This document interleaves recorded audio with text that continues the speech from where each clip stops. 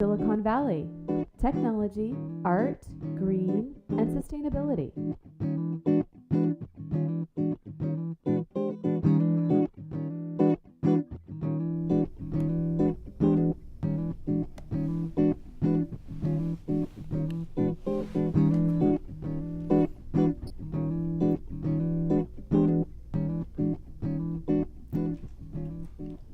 Welcome to another episode of Silicon Valley Tech, Art, Green, and Sustainability. Today I'm really excited. I've been wanting to have the Open Space Authority on the show for quite a long time, I think even since we started the show.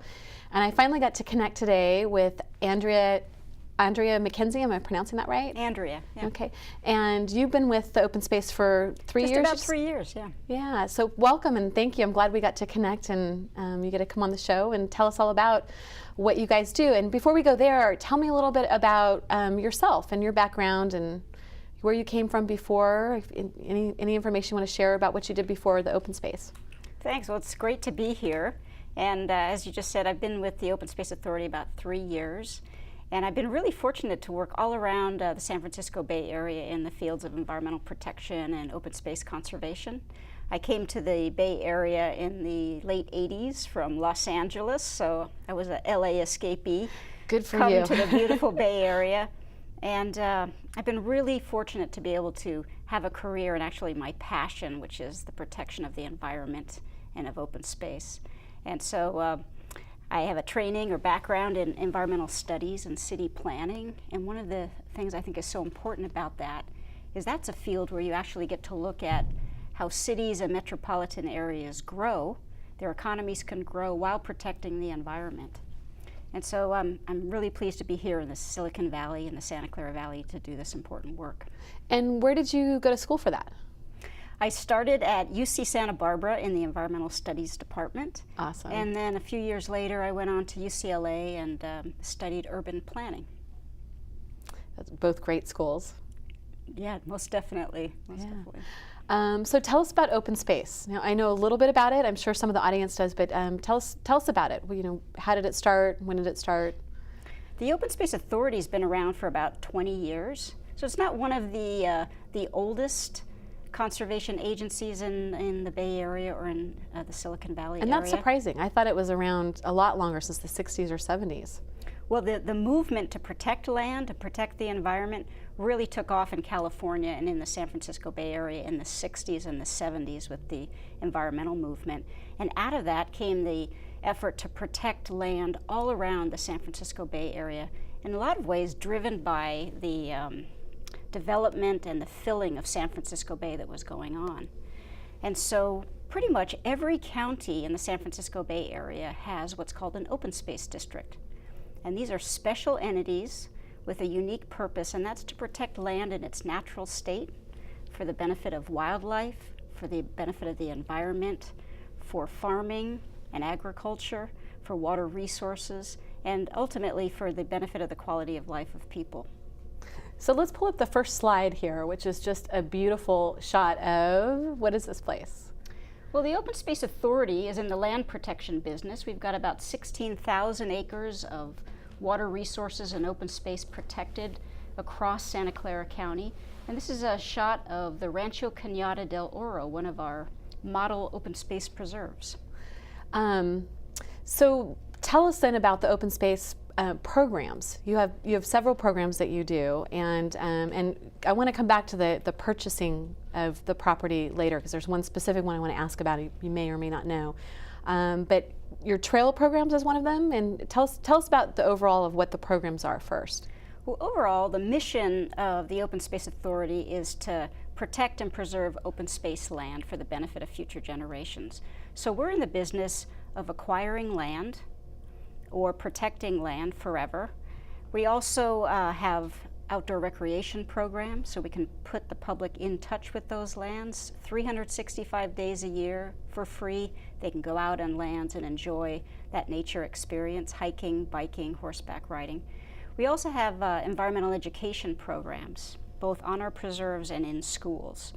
And we have family events, invite the families to come out to our preserves. One of our most popular programs is a Starry Nights program where people can come out in a very dark environment where there are no city lights, and appreciate working with astronomers and looking through telescopes and appreciating space. Where do you do that particular program? That particular program is offered at Rancho Cañada del Oro, which is in the Santa Cruz Mountains. Same one we were just looking at? Yeah, or? Okay. In the same place, between Morgan Hill and San Jose, right above the Coyote Valley. So this is kind of off topic here. We didn't pre-ask this question, but the Ridge Trail that goes from Santa Cruz to here and back and forth, are you guys involved in that at all? We sure are. The San Francisco Bay area has two premier trails. One is the San Francisco Bay Trail that goes around the perimeter of San Francisco Bay, and the other is called the Bay Area Ridge Trail. And that was a pioneering vision of William Penn Mott, who was one of the National Park Service directors many years ago. And that idea is to connect the hillsides all around the San Francisco Bay through every county, so the public has that experience of getting up into the hills and hiking and biking and horseback riding along that ridge line to enjoy the San Francisco Bay. Now specifically, when I was a kid, you could ride a horse, and I did, from Garrett's Ranch in Saratoga to the Mountain Winery and back. And now it's speckled with houses and you can't do that. And I know there's one trail that actually goes to the ocean, and there's been debate about closing that because some of the people that have bought property and built don't really want people hiking and horseback riding in their backyard. Do you know anything about that, or how that's coming along? Well, that particular trail I'm not familiar with, but there's a story like that in pretty much every county. Yeah. And by and large, once people get out on the trails and experience the love of being in that environment, and we build relationships with landowners, actually having people on the trails is a better situation than having people trespass on private property. And so it's an education process, and it's a long process. But ultimately the goal of myself and all of my conservation colleagues around the Bay region is to connect the Bay Area Ridge Trail through all 9 counties so the public can enjoy the open space that they have paid for. Which is amazing. Let's bring up another slide right now. Some of these photos that were sent, this is just so beautiful with the light coming through. Do you know where this one is? This is in the Santa Cruz Mountains, and yes, we have Santa Cruz Mountains in Santa Clara Valley, and this is on the east side of the Coyote Valley, and that's after a rainstorm and catching the light. Catching the light. Yeah, yesterday there was a great rainbow after the rain in the morning. It was just huge, going from like the East Foothills to South County. How long has it been a nonprofit? Well, actually, the Open Space Authority is a public agency. But if people want to make a donation to the Open Space Authority of land or money, we're considered a tax-exempt organization by the IRS. But we work very closely with nonprofit organizations because, quite frankly, sometimes landowners would prefer to work with a nonprofit organization.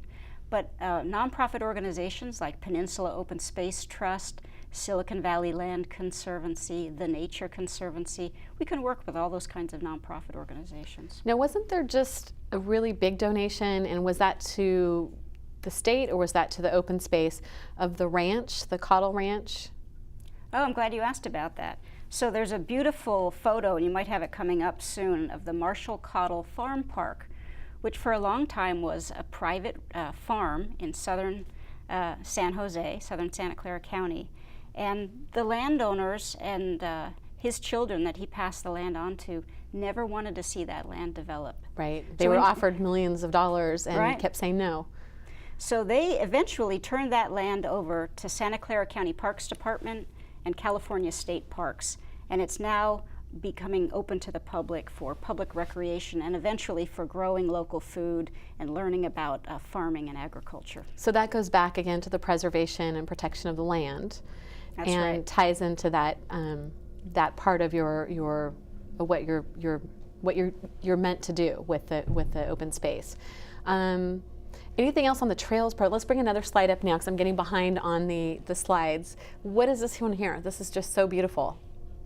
This actually is taken up on the Coyote Ridge. So when you're driving down Highway 101, right near the Highway 85-101 merge, and you look up on the hillsides to the left, that major landform is Coyote Ridge, and some of the rarest plant and animal species live up there. One is called the bay checker spot butterfly, And the Open Space Authority manages land up there, and we're actually in the process of trying to acquire a major piece of open space for a future park and open space preserve. I think we're going to see that at the very end of the show. We have a picture of that. I remember reading about the struggle to keep part of that open, because it's the only place you find the checkered butterfly is in that particular area. And if you didn't have that preserved, they would just go away, like some of the other animals and species that were extinct. Right? Well, we often focus